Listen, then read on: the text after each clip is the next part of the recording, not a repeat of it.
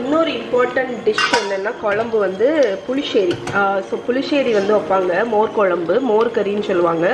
வெண்டைக்காய் போட்டு நான் பண்ணி காணிச்சிருக்கேன், பைனாப்பிள் போட்டு பண்ணி காணிச்சிருக்கேன், மாம்பழம் போட்டு பண்ணி காணிச்சிருக்கேன். இன்றைக்கி வந்து கும்பளங்காய் தடியங்காய் போட்டு பண்ண போகிறேன். ஸோ ஒரு பச்சை மிளகா, கொஞ்சம் தடியங்காய், தண்ணி ஊற்றி கம்ப்ளீட்டாக வேக விட்டுட்டேன்.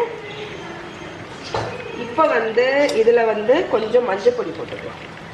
நான் இது வந்து எல்லோ கலரில் வைக்க போகிறேன் மோர் குழம்பு. ஓகே, ஸோ இது கொஞ்சம் கொதிக்கட்டும். ஓகே, இந்த டைமில் அரப்பு, சேம் அரப்பு தான், தேங்காய், ஜீரகம், பச்சை மிளகா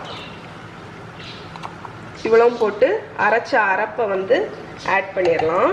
தேங்காய் போட்டதுக்கப்புறம் இந்த குழம்பை வந்து ஓவராக கொதிக்க விடக்கூடாது. ஜஸ்ட் அந்த ஒரு 1 மினிட்ல அந்த நுரைச்சிட்டு வரும். அந்த டைமில் நீங்கள் அடுப்பை ஆஃப் பண்ணிடணும். மோர் குழம்பு பண்ணுறது வந்து அவ்வளவு சிம்பிள், ரொம்ப ஈஸியாக வச்சிடலாம்.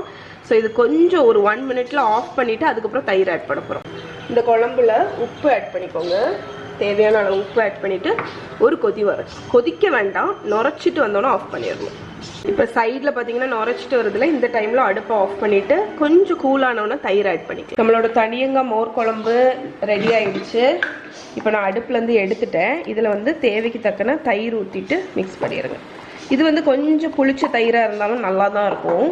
ஏன்னா வந்து இந்த குழம்புக்கு புளிப்பே இந்த தயிர்லேருந்து தான் வரும். அதனால் டேஸ்ட் பார்த்துட்டு ஆட் பண்ணிக்கோங்க. இப்போ வந்து இதுக்கு தாளித்து விட்டுறலாம்.